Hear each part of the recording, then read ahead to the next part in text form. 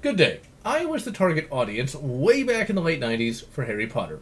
That bloody book got so popular, it was unreal. I personally got 2 copies from 2 different relatives, and I found that book to be entirely mediocre. Needless to say, I do not have a soft spot for magical school fiction or young adult literature in general.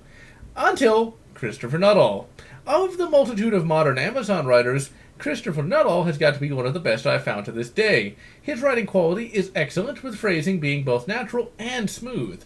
And he actually has characters that one can come to care about, for the most part at least. I came upon Schooled in Magic, the novel we're reviewing today, completely by accident. It actually sounded like complete crap, but I knew that Nuttall hadn't disappointed yet, and so I took the plunge. And despite not enjoying such books, I found Schooled in Magic to be worth the price of admission. So with that, let's crack it open and take a look. We have a girl named Emily, who exists in our world and lives a horrible life. She has no prospects for the future and even wonders if she should just die.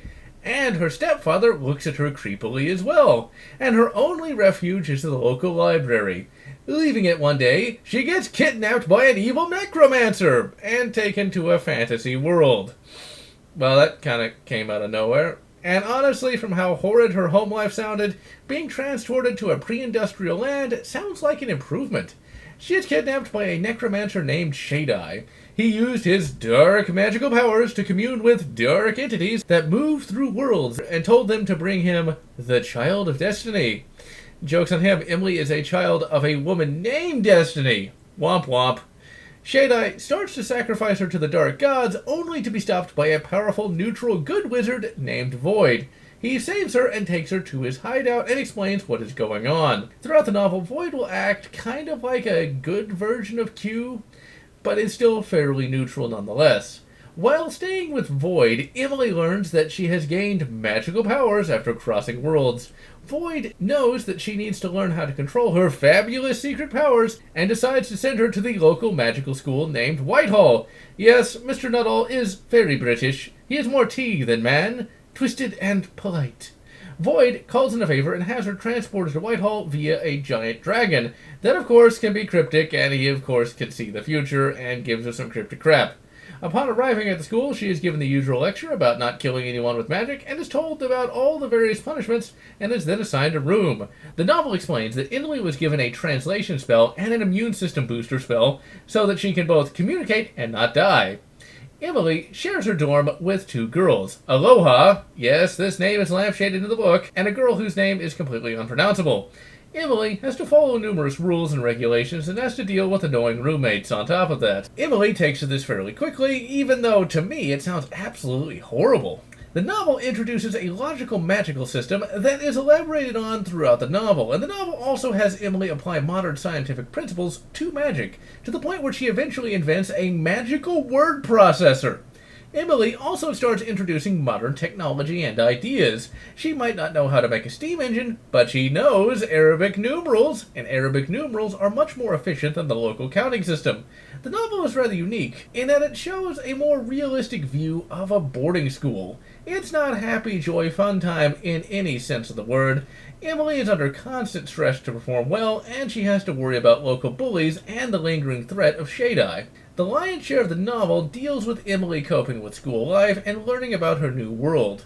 In this magical realm, there are necromancers on one side and the allied lands on the other. The necromancers have to kill people to expand their power, and thus they want to conquer and enslave all of humanity to continue growing that power. However, becoming a necromancer makes one go insane, and thus the necromancers fight each other as often as they fight the allied lands. The allied lands are a bunch of feudal states that fight each other as often as they do the necromancers. Emily also learns that history might not be as accurate as it first appears. Emily is put through a gauntlet of really difficult classes and even has to take a martial magic course as well. The novel also pokes fun at Quidditch, and features its own magical sport that Emily completely ignores. The first conflict of the novel is Emily's battle with Alassa. Alassa is a princess and fears that Emily is taking attention away from her, and thus she begins attacking Emily on a number of occasions. As Emily has just started learning magic, she initially cannot fight back, but when Alassa starts really kicking the crap out of one of Emily's friends, Emily snaps and uses an improperly casted spell to stop Alassa. It stops her, but almost kills her as well. Emily and Alassa both get in trouble. This novel pulls no punches, and both Emily and Alassa get caned as phase 1 of their punishments. Phase 2 is that they are forced to work together to pass a class, and over time they become close friends. This whole kick the bully's ass to become friends is not as far-fetched as it might seem, as that is somewhat common at real-life schools. The plot finally comes to a head when Shadai attacks the school. Schooled in Magic is a novel that is probably the most realistic of all the magical boarding school books. Nuttall pulls no punches anywhere, and he does not idealize medieval society either. The magic system makes sense and has a great deal of logic to it, and it is explained that the spells work a great deal like computer coding. The friendships in the novel are hard-won and don't come out of nowhere, and most importantly, there is no crappy romance that is filled with cringe. Most of the dialogue sounds like it would come from real teenagers, and Emily is written like you would expect a female to be written. She actually has to worry about certain periods of the month, and actually has potions to keep them in check. Further, one of her first inventions in the novel is the bra, and that actually nets her a crap ton of money.